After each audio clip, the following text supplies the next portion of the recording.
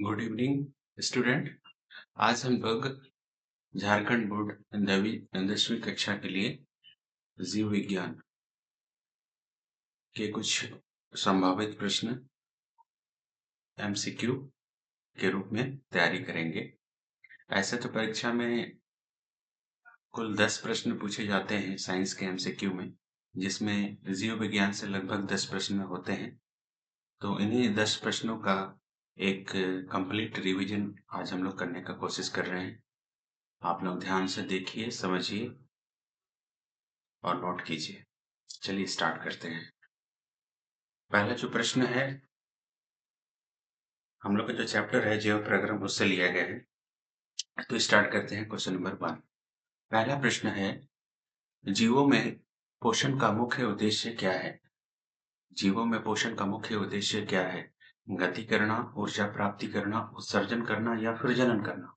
तो पोषण हम लोग का मुख्य उद्देश्य क्या है? ऊर्जा की प्राप्ति करना। दूसरा प्रश्न है, हरे पौधे में पोषण किस प्रकार का होता है? तो हम लोग जानते हैं पोषण की दो विधि होती है, एक होता है स्वपोषी और एक होता है विषमपोषी। ठीक है, तो इसमें जो पौधे जो होते हैं अपना भोजन खुद तैयार करते हैं, ये स्वपोषी होते हैं।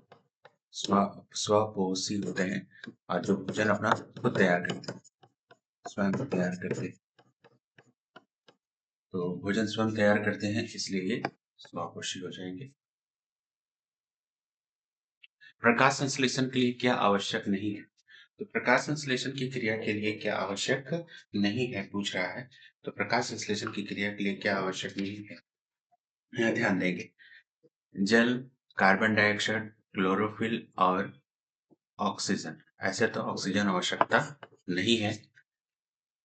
कार्बन डाइऑक्साइड की प्रक्रिया में होता क्या है कि कार्बन डाइऑक्साइड और जल आपस में अभिक्रिया करते हैं और आपस में अभिक्रिया करके ग्लूकोज का निर्माण करते हैं। ग्लूकोज का निर्माण करते हैं और साथ में ऑक्सीजन मुक्त होता है और जल भी मुक्त होता है। तो यहाँ ऑक्सीजन मुक्त होता है, इसको संतुलित करेंगे तो हम लोग यहाँ से लगा सकते हैं और यहाँ 12 लगा सकते हैं। तो यहाँ मुख्य उत्पाद जो बनता है वो ग्लूकोज बनता है श्वसन की क्रिया में, और इससे हम लोग को ऊर्जा प्राप्त होती है। ठीक है, तो श्वसन की क्रिया के लिए पहला नंबर में जल चाहिए, जो हम लोग को मिट्टी से मिलता है, जड़ के द्वारा मिट्टी से प्राप्त होता है। और कार्बन डाइऑक्साइड वायु से प्राप्त होता है। और क्लोरोफिल पत्तियों में जो पाया जाता है। तो यहाँ सूर्य प्रकाश चाहिए और क्या चाहिए, क्लोरोफिल चाहिए। ठीक है, आगे बढ़ते हैं। तो इसका सही आंसर हो जाएगा ऑक्सीजन। ये तीनों चाहिए, ये तीनों चाहिए, ये नहीं चाहिए। नेक्स्ट क्वेश्चन आ जाते हैं। क्वेश्चन में प्रकाश संश्लेषण का मुख्य उत्पाद क्या है? अभी तुरंत देखिए, प्रकाश संश्लेषण का मुख्य उत्पाद क्या है? ग्लूकोज। प्रकाश संश्लेषण की क्रिया कैसी होती है, कहाँ पर होती है? तो पत्तियों में होती है, क्योंकि पत्तियों में क्लोरोफिल पाया जाता है। मानव में भोजन का पाचन प्रारंभ कहाँ से होता है? मुख से, मुंह से स्टार्ट करते हैं हम लोग। लार में उपस्थित एंजाइम एमाइलेज पाया जाता है। आमाशय में प्रोटीन का पाचन पेप्सिन से। नेक्स्ट क्वेश्चन नंबर 9, पीत रस का मुख्य कार्य क्या है? प्रोटीन का पाचन करना, वसा का इमल्सीकरण करना, कार्बोहाइड्रेट का पाचन करना या फिर एंजाइम बनाना? तो इसका सही जवाब है वसा का इमल्सीकरण। अमीबा में पोषण की विधि क्या कहलाती है? अमीबा में पोषण की विधि को हम लोग प्राणी संपोषी पोषण कहते हैं। ठीक है, आगे बढ़ते हैं। नेक्स्ट, श्वसन का मुख्य उद्देश्य क्या है? श्वसन का मुख्य उद्देश्य है भोजन बनाना, ऊर्जा प्राप्त करना, वृद्धि करना, फिर उत्सर्जन करना। तो श्वसन का मुख्य उद्देश्य है ऊर्जा प्राप्त करना। वायु श्वसन में आवश्यक गैस। वायु श्वसन में आपको सबसे पहले ऑक्सीजन गैस चाहिए। बिना ऑक्सीजन का वायु श्वसन संभव नहीं है। अवायु श्वसन से ऊर्जा प्राप्त होती है। हाँ, अवायवीय श्वसन से हमें कम ऊर्जा प्राप्त होती है और वायवीय श्वसन से हमें अधिक ऊर्जा प्राप्त होती है। मानव में गैसों का आदान प्रदान होता है किसके द्वारा? श्वसन नली, नासिका, गुहा में, हृदय में या फिर उपोष्य वायु कोशिकाओं में। सही हो जाएगा, उपोष्य वायु कोशिकाओं में। नेक्स्ट है, यीस्ट में अवायवीय श्वसन का उत्पाद क्या है? अभी तो तुरंत देखे, एथेनॉल। नेक्स्ट है, श्वसन एक प्रकार की प्रक्रिया है। कैसी प्रक्रिया है? ये एक जैव रासायनिक प्रक्रिया कह सकते हैं इसे। नेक्स्ट है, मछलियों में श्वसन किस अंग के द्वारा होता है? फेफड़े द्वारा, त्वचा से, गलफड़ों के द्वारा या श्वसन नली? ये आंसर हो जाएगा गलफड़ों से। श्वसन के दौरान ग्लूकोज टूटकर क्या बनाता है? श्वसन के दौरान ग्लूकोज टूटकर ऊर्जा बनती है। ऊर्जा, कार्बन डाइऑक्साइड और साथ में जल प्राप्त होता है। फेफड़े की दीवारें पतली होती है ताकि सुरक्षा मिले, गैसों का आदान प्रदान आसानी से हो, जल जमा हो सके या फिर रक्त का प्रवाह रुके। तो इसका सही जवाब होगा गैसों का आदान प्रदान सरल हो। मानव शरीर में परिवहन का माध्यम क्या है? ब्लड, रक्त, जल नहीं, राशिका नहीं, प्लाज्मा नहीं, रक्त। मानव हृदय में कक्षों की संख्या?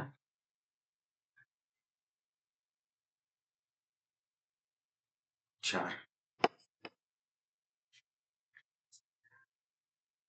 ऑक्सीजन का परिवहन कौन करता है? ऑक्सीजन का परिवहन लाल रक्त कण। लाल रक्त कण, श्वेत रक्त ये सुरक्षा प्रदान करता है। प्लेटलेट्स रक्त का थक्का जमाने का काम करता है। लाल रक्त कोशिकाएं ऑक्सीजन का परिवहन करती है। धमनियां रक्त ले जाती है। धमनियां जो है रक्त हृदय की ओर ले जाती है, हृदय से बाहर ले जाती है, दोनों नहीं, हृदय के बाहर ले जाती है। पौधे में जल का परिवहन, पौधे में जल का परिवहन जाइलम द्वारा होता है। जाइलम के द्वारा, फ्लोएम के द्वारा, जाइलम के द्वारा, रंध्र द्वारा या पत्ती द्वारा? सही जवाब होगा जाइलम के द्वारा। पौधे में भोजन, भोजन मतलब फ्लोएम, फूड फ्लोएम ऐसे याद कर सकते हैं, जा से जल और फवा से फ्लोएम, उसको याद कर सकते हैं। ठीक है, नेक्स्ट बहुत इंपॉर्टेंट है। मनुष्य में दोहरा परिसंचरण पाया जाता है क्योंकि रक्त 2 बार हृदय से गुजरता है।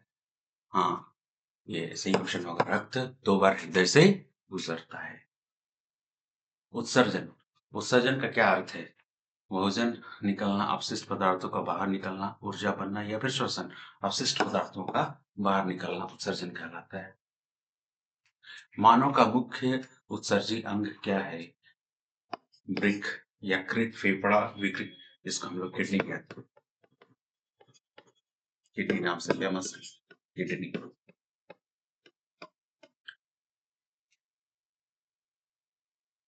नेक्स्ट, नेफ्रॉन पाया जाता है ये किडनी में, ब्रिक में, किडनी में पाया जाता है।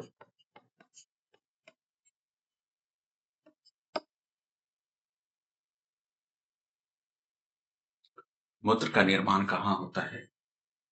मूत्र का निर्माण होता है, ये तो ऑप्शन ए, मानव मूत्र का मुख्य अपशिष्ट पदार्थ अमोनिया, यूरिक अम्ल, यूरिया। पौधों में उत्सर्जन होता है रंध्रों द्वारा, पत्तियों द्वारा, गोंद, रेजिन द्वारा, उपयुक्त सभी हो सकते हैं। इसका सही जवाब ब्रिक विफलता, अगर किडनी फेल हो जाता है, कहते हैं किडनी फेल हो जाता है, किडनी फेल की स्थिति को हम लोग कहते हैं डायलिसिस, अपरोहन, अपरोहन की प्रक्रिया की जाती है,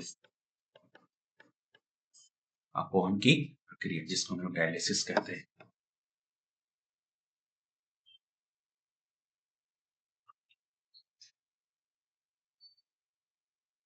नेक्स्ट है जी, मूत्राशय का कार्य है क्या? तो मूत्र को एकत्र करेगा, रक्त छानने का काम तो ब्रिक करता है। ठीक है,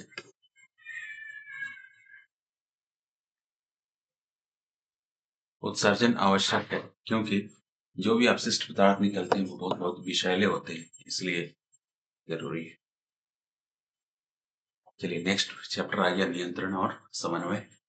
नियंत्रण एवं समन्वय का मुख्य उद्देश्य क्या है? वृद्धि, शरीर के कार्यों का संतुलन, भोजन निर्माण या जनन, ये शरीर के जितने भी काम होते हैं सबको बैलेंस करता है, पूरे शरीर को बैलेंस बनाने के लिए। जीवों में नियंत्रण होता है केवल तंत्रिका तंत्र से, केवल हार्मोन से, तंत्रिका तंत्र एवं हार्मोन दोनों से, तंत्रिका तंत्र और हार्मोन दोनों से। त्वरित प्रतिक्रिया के लिए उत्तरदायी कौन है? हार्मोन तंत्र, तंत्रिका तंत्र, रक्त परिसंचरण और पाचन तंत्र, तंत्रिका तंत्र। समन्वय का क्या अर्थ है? अंगों का अलग अलग कार्य, अंगों का संयुक्त कार्य, केवल मस्तिष्क का कार्य, केवल ग्रंथियों का, अंगों का संयुक्त कार्य।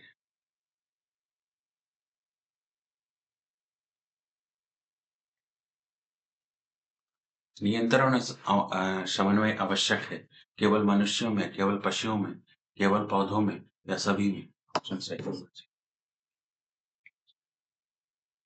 तंत्रिका संदेश का संचरण होता है बहुत धीमी, मध्यम, तो बहुत तेज गति से होता है। पौधे में नियंत्रण होता है हार्मोन के द्वारा, इसमें ना तंत्रिका द्वारा होता है ना मस्तिष्क, ये सब तो नहीं होता है, रक्त भी नहीं होता है। सही जवाब होगा हार्मोन द्वारा।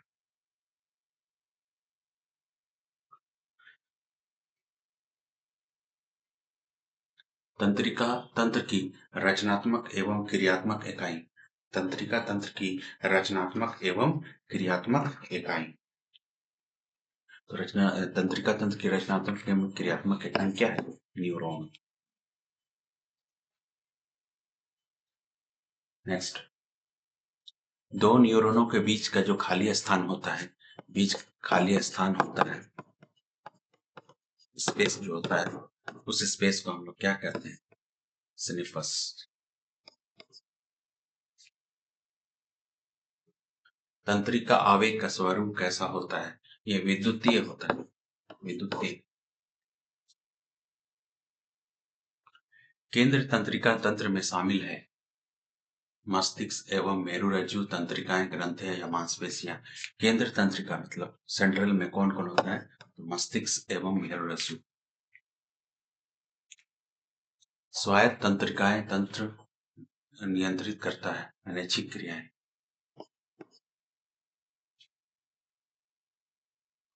तंत्रिका तंत्र का मुख्य कार्य क्या है? ऊर्जा बनाना, संदेशों का आदान प्रदान करना, रक्त शोधन करना या भोजन पाचन, ये है संदेशों का आदान प्रदान करना। प्रतिवर्ती क्रिया क्या होती है?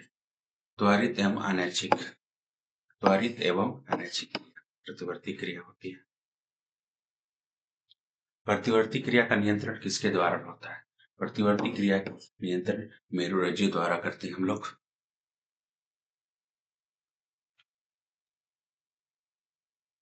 गर्म वस्तु के छूने पर हाथ हटना, यह प्रतिवर्ती क्रिया का उदाहरण है। प्रतिवर्ती क्रिया का उदाहरण है छींक आना। हार्मोन स्त्रवित होते हैं, ये बहुत इंपॉर्टेंट है। हार्मोन कहाँ से स्त्रवित होते हैं? तो शरीर के अंतःस्त्रवी ग्रंथियों से। हार्मोन का परिवहन होता है तंत्रिकाओं द्वारा, रक्त द्वारा, लाशिका द्वारा या फिर वायु के द्वारा, रक्त के। पिट्यूटरी ग्रंथि, ये जो मेन ग्रंथि होता है जो मस्तिष्क में पाया जाता है,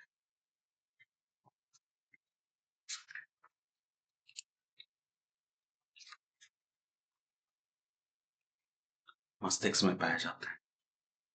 नेक्स्ट, थायरोक्सिन के निर्माण के लिए क्या आवश्यक है? आयोडीन चाहिए, आयोडीन, आयोडीन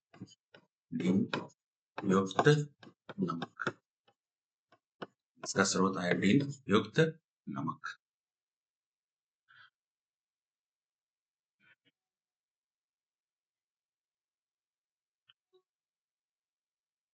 इंसुलिन का स्त्राव कहाँ से होता है? इंसुलिन का स्त्राव कहाँ से होता है?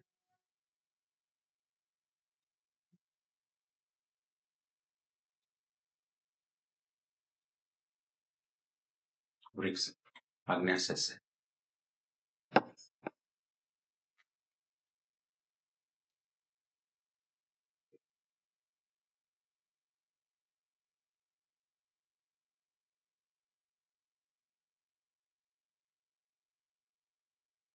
मधुमेह रोग होता है जिसकी कमी से, इंसुलिन की कमी से कौन सा रोग होता है? इंसुलिन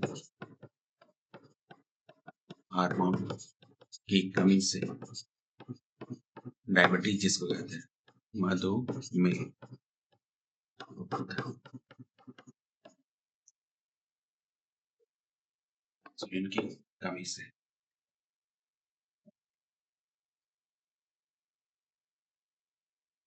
एड्रेनलिन, एड्रेनलिन हार्मोन को हम लोग कौन किस हार्मोन से जानते हैं? वृद्धि हार्मोन, आपातकालीन हार्मोन। इसको हम लोग आपातकालीन हार्मोन कहते हैं। ठीक है, ये आपातकालीन हार्मोन कहलाता है। विषम परिस्थिति में जब हृदय तेज धड़कने लगता है या रक्तचाप बढ़ जाता है, तब ये हार्मोन हमारे शरीर में क्रियाशील हो जाता है, जो आपात की स्थिति में हमारे शरीर को किसी विपत्ति से या कुछ अटैक से प्रोटेक्शन देता है, सुरक्षा प्रदान करता है। पौधों में नियंत्रण और समन्वय हार्मोन के द्वारा।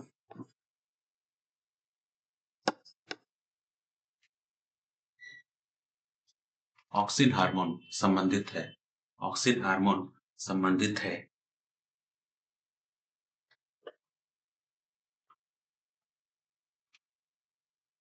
तने की वृद्धि से। प्रकाश निवर्तन संबंध है प्रकाश से, जैसे नाम है वैसे नाम से ही क्लियर हो रहा है। गुरुत्वाकर्षण, गुरुत्व से।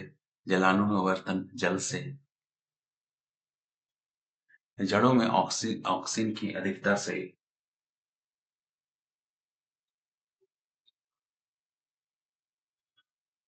वृद्धि बढ़ती है। जैब्रेलिन,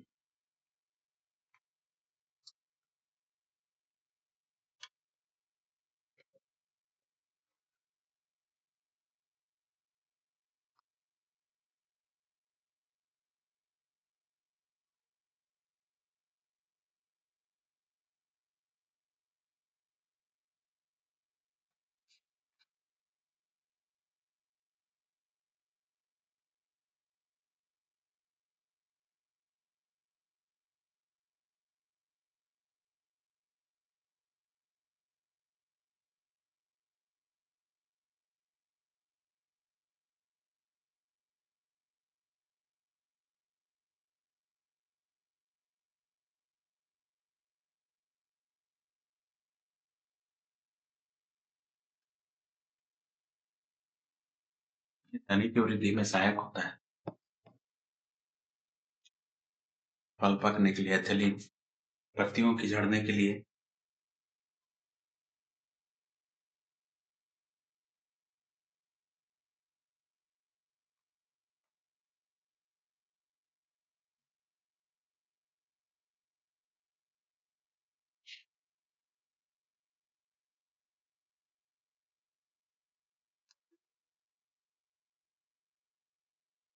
पत्तियों को झड़ने के लिए एबी हार्मोन, जिसका नाम है एब सिसिक एसिड। फलों का पकना के लिए एथिलीन।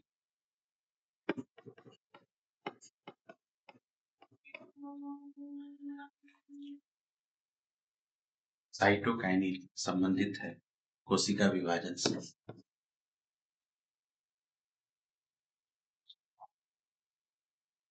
इसको हम लोग अवरोधक हार्मोन कहते हैं, अवरोधक हार्मोन। एथिलीन हार्मोन का क्या क्या है? फल को पकाने में काम करता है। पौधों की गति क्या कहलाती है? एट्रोपिक गति कहते हैं इसको, पौधों की गति को। चलिए नेक्स्ट, तीसरा चैप्टर आ गया जनन। जनन का मुख्य उद्देश्य क्या है? ऊर्जा प्राप्ति करना, वंश वृद्धि करना, वंश की वृद्धि। जनन से प्राप्त होता है विविधता।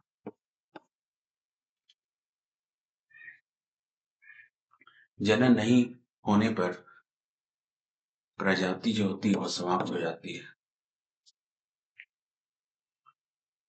जनन की मूल घटना क्या है? डीएनए की प्रतिकृति बनाना। जनन के कारण उत्पन्न विविधता सहायक होती है अनुकूलन में। जनन के दो प्रकार हैं, मुख्यतः दो प्रकार होते हैं। अलैंगिक जनन में जनक कितने होते हैं? केवल एक, सिंगल।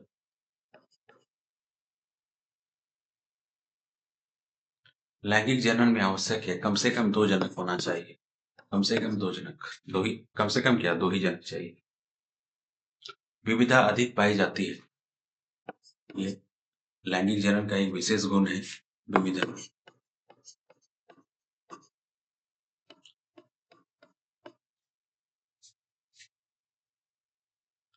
लैंगिक जनन पाया जाता है उच्च जीवों में, और अलैंगिक जो होता है निम्न में।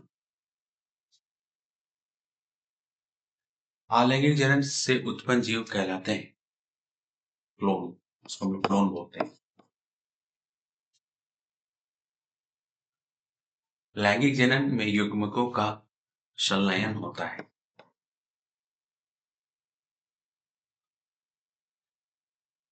यह आकृति में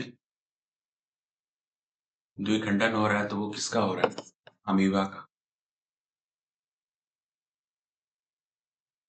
मुकुलन जनन पाया जाता है हाइड्रा या फिलहाल तो हाइड्रा, इस दोनों में मुकुलन पाया जाता है, पर यह आकृति जो है वो आकृति के अनुसार हाइड्रा। बहुखंडन,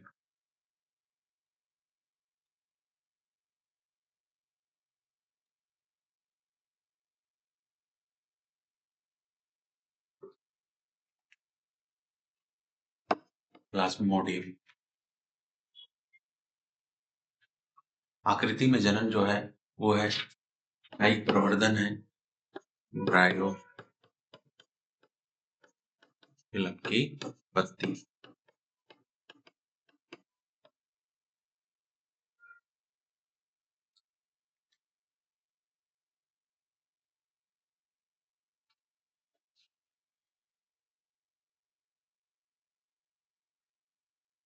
नेक्स्ट जो है वो है क्या है? आकृति में पाया जाना। ये कौन किसका उदाहरण है? तो ये इसको हम लोग पुनर्जनन है, और ये आकृति है प्लेनेरिया जिसको कहते हैं।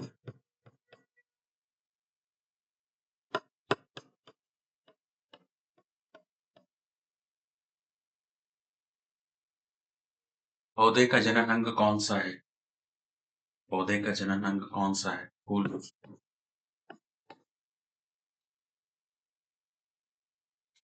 पुनकेशर, पुनकेशर नर जनन अंग है। परागकण कहाँ बनते हैं? परागकोश में तैयार होते हैं। परागण है, परागण का मतलब क्या होता है?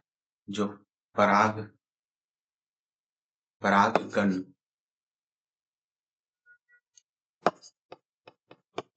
परागकण का स्थानांतरण, परागकण का स्थानांतरण।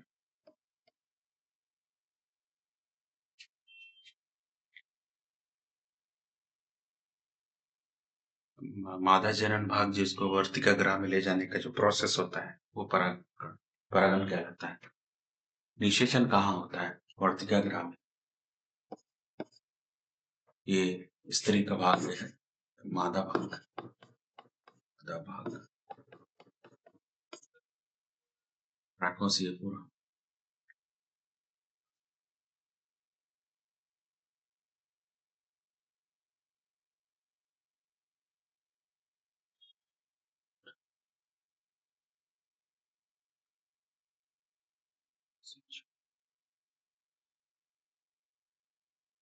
अच्छा, इसको ऑप्शन भूल चाहिए।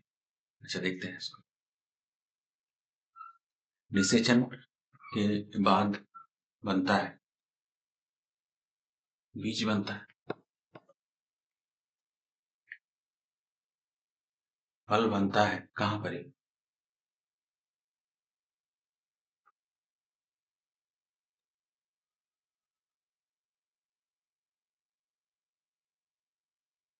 फल कहाँ बनता है? विचार करो।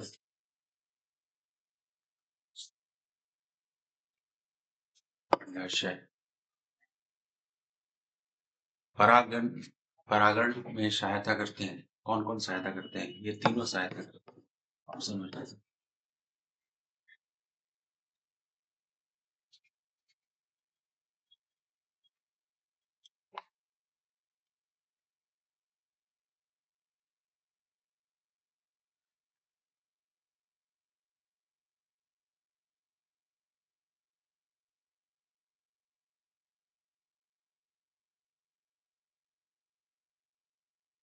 इससे पहले वाला, फल कहाँ बनता है? तो बीज में सही ऑप्शन हो, बीज में।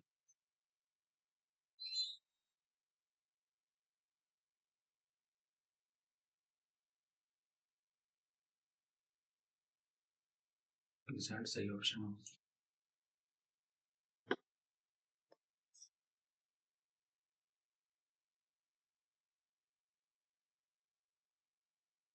फिर नेक्स्ट चौथा चैप्टर, अनुवांशिकता। अनुवांशिकता का संबंध है गुणों का संचरण से। माता पिता से संतानों में गुणों का जानना क्या कहलाता है? अनुवांशिकता। अनुवांशिकताएं सूचना पाती है डीएनए से। अनुवांशिकता की इकाई कहलाती है जीन। जीन अनुवांशिकता की इकाई जीन। जीन कहाँ स्थित होते हैं? कोशिका के केंद्रक में। अनुवांशिकता का अध्ययन अनुवांशिकी कहलाता है।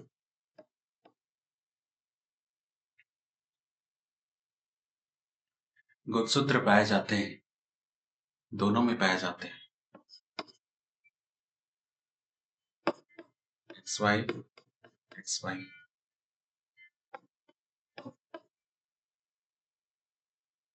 अनुवांशिकता के जनक कौन कहलाते हैं? Gregor Mendel. मेंडल ने किस पौधे का प्रयोग किया था? मटर के पौधे प्रयोग किया था। मेंडल के प्रयोगों की संख्या कुल कितनी थी? 7। मनुष्य में लिंग निर्धारण होता है, वास्तव में लिंग का निर्धारण पिता द्वारा होता है।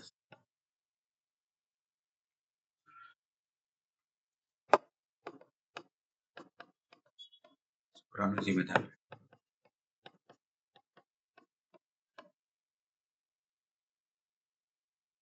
मानव में गुणसूत्रों की संख्या 23 जोड़े होते हैं, 23 जोड़े, 46। स्त्री में लिंग गुणसूत्र होते हैं XX। पुरुषों में गुणसूत्र होते हैं XY। पुत्र के जन्म के लिए कौन उत्तरदायी है? पिता ही।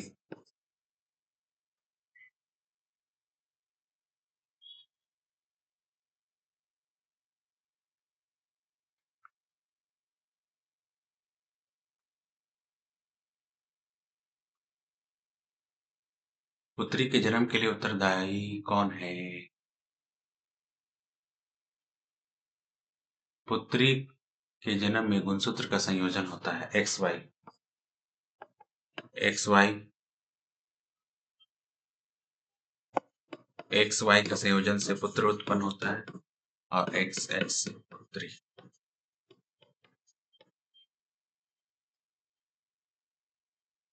लिंग निर्धारण होता है निषेचन के समय।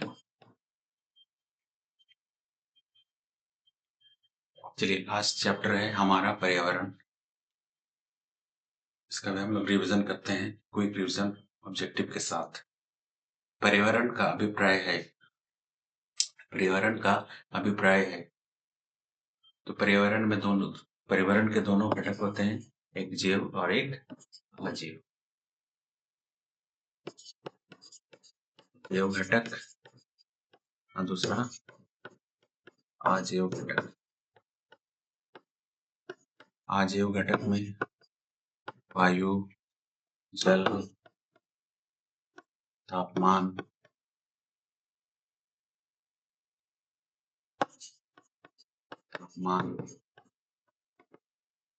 जैविक में जीव जंतु, पौधे,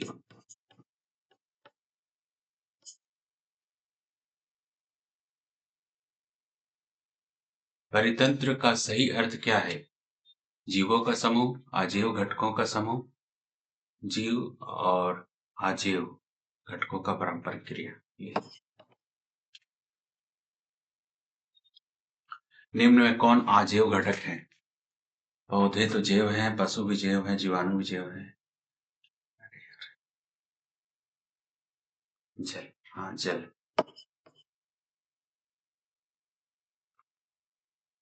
अजैव घटक।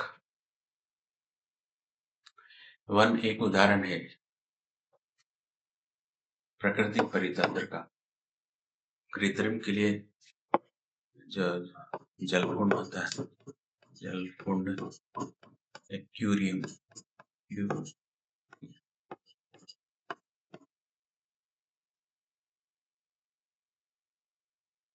तालाब परितंत्र में उत्पादक होते हैं। तालाब परितंत्र में उत्पादक कौन होते हैं पूछ रहा है। मछलियां, मेंढक, जलीय पौधे या जीवाणु? जलीय पौधे होंगे।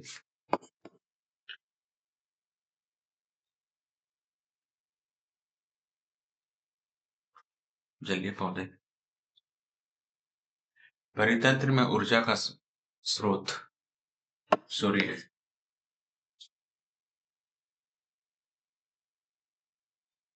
पर्यावरण में परिवर्तन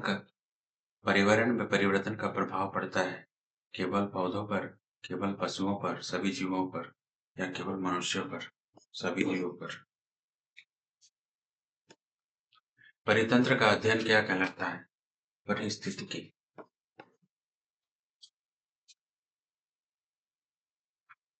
निम्न में से कौन परितंत्र का घटक नहीं है? तीनों तो घटक है, ये घर घटक नहीं है, तीनों तो घटक है।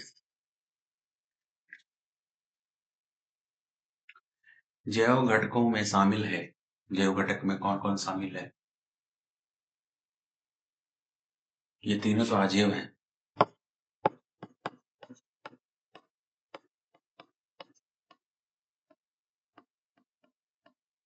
सही ऑप्शन, पौधे एवं पशु। कोशी स्तर का क्या अर्थ है?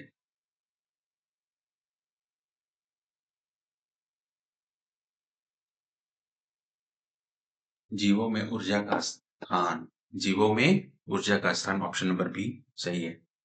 आगे बढ़ते हैं। प्रथम कोशी स्तर पर क्या होते हैं? कोशी स्तर।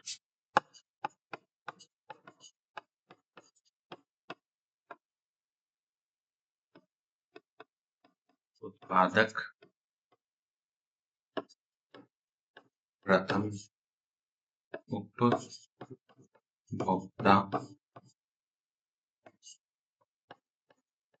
द्वितीयक उपभोक्ता।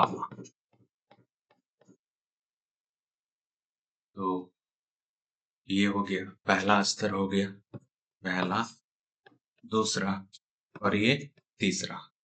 तो पहला स्तर में कौन होते हैं? उत्पादक होते हैं। उत्पादक में कौन आते हैं? जैसे पौधा या फिर घास कहें, घास को खाया हिरण और हिरण को खाया शेर। ठीक है, उत्पादक। नेक्स्ट आते हैं शाकाहारी जीव। शाकाहारी जीव प्रथम उपभोक्ता होते हैं। इसमें देख रहे थे उत्पादक जो होते हैं वो शाकाहारी और द्वितीयक उपभोक्ता जो होते हैं मांसाहारी।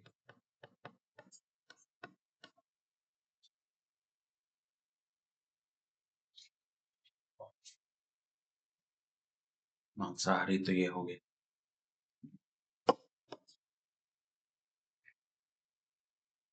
कोसी स्तर में वन का शेर, वन का शेर, वन का शेर तो अगर हम लोग घास, हिरन और शेर कर दे, ये प्रथम, दूसरे, तीसरा, तृतीय पोषण स्तर है। अपघटक क्या होते हैं? अपघटक जैव पदार्थों, जैव पदार्थ का अपघटन करते, अपघटन करते, जैव पदार्थों का अपघटन करते हैं, जैसे जीवाणु, कवक, जो सड़े गले पदार्थ होते हैं उसको अपघटित करके परितंत्र को सुरक्षित करते हैं।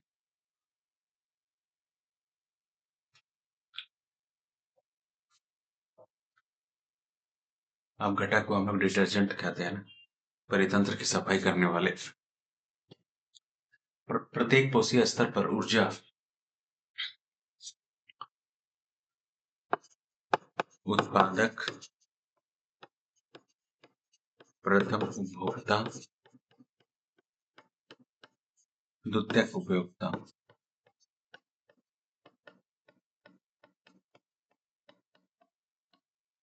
प्रथम उपभोक्ता में जो ऊर्जा का हस्तांतरण जो होता है वो घटते जाता है। ठीक है, ऊर्जा का जो हस्तांतरण होता है वो एक पिरामिड की तरह से, ये आपका उत्पादक हो गया, ये हो गया उपभोक्ता, ये प्रथम उपभोक्ता, ये द्वितीयक उपभोक्ता कह सकते हैं। ये शेर है, ये हिरन है और ये घास है, पौधा है। तो ऊर्जा का जो 10% कम होते जाता है, 10% कम होते जाता है, घटते जाता है। अगर ये 1000 जूल है तो ये 100 जूल हो जाता है, यहाँ तक पहुंचते पहुंचते 10 जूल हो जाता है।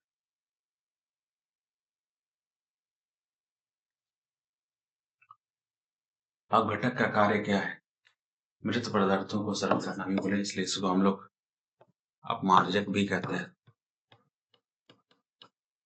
मार्जक दूसरा नाम, अपमार्जक भी बोलते हैं, साफ करने वाला, पर्यावरण की सफाई करता ही। मानव समानता क्या होते हैं?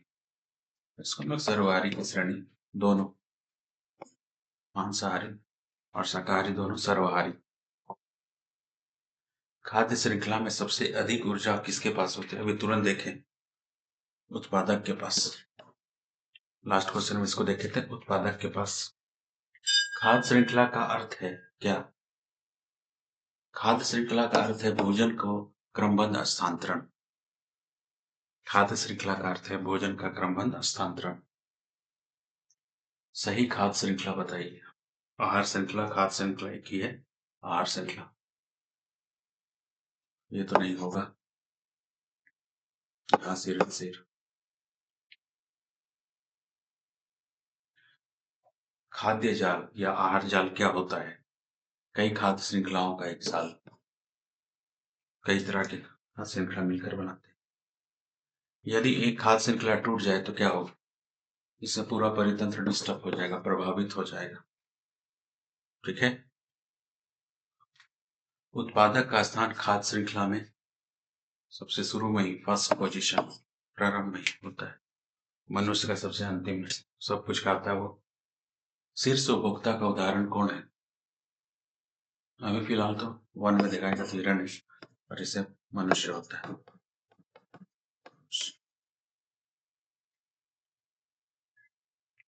खाद्य श्रृंखला में ऊर्जा का प्रवाह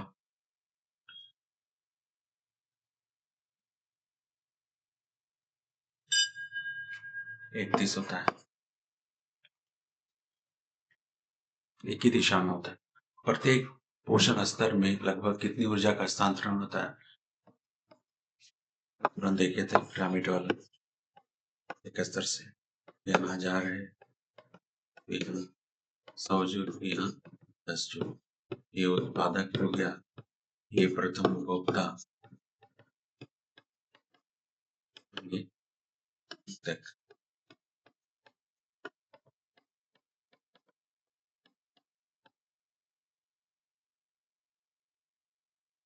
तो 10% कम होते जा रहा है। ओजोन परत पाई जाती है समताप मंडल। ओजोन परत, ओजोन ऑक्सीजन के 3 परमाणु मिलकर बनाते हैं ओजोन, O3। ओजोन परत का क्या कार्य है? पराबैंगनी किरणों से सुरक्षा प्रदान करता है। ओजोन परत का सबसे अधिक नुकसान पहुंचाता है। ओजोन परत को सबसे अधिक नुकसान कौन पहुंचाता है? CFC, chloro carbon, CFC, chlorofluorocarbon.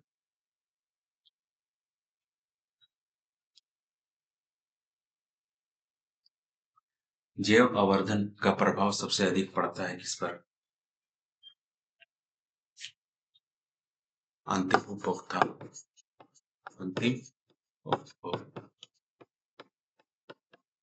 इस हिसाब से मनुष्य।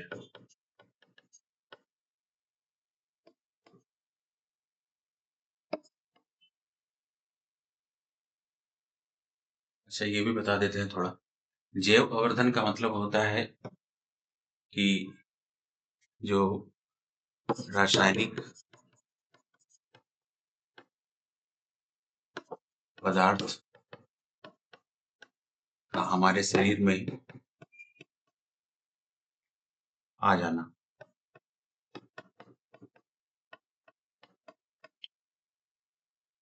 जैसे हम लोग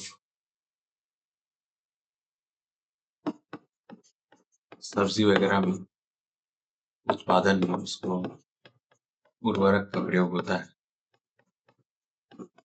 ये उर्वरक जो है रसायन का हमारे शरीर में आ जाना, ये है जैव आवर्धन कहलाता है। ओजोन परत क्षय के परिणाम क्या हो सकते हैं? त्वचा कैंसर। जैव आवर्धन किससे संबंधित है? अभी तुरंत बताएं। विषैले पदार्थ, विषैले रसायन से।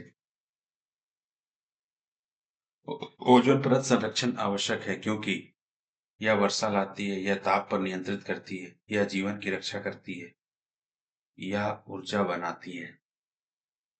ये जीवन की रक्षा करती है, लगा सकते हैं इसमें। ठीक है, थैंक यू। तो ये जो वीडियो था, ये मेनली बायोलॉजी का एक फास्ट रिवीजन के लिए है, ताकि आप लोग एग्जाम से पहले इसको एक नज़र देख सकें, समझ सकें। आप पहले भी पढ़ाई किए होंगे, पर एक बार इसको देख लेने से थोड़ा सा हल्का सा रिवीजन हो जाता है। ठीक है, तो तैयारी करते रहिए। थैंक यू, धन्यवाद। जय झारखंड, जय हिंद।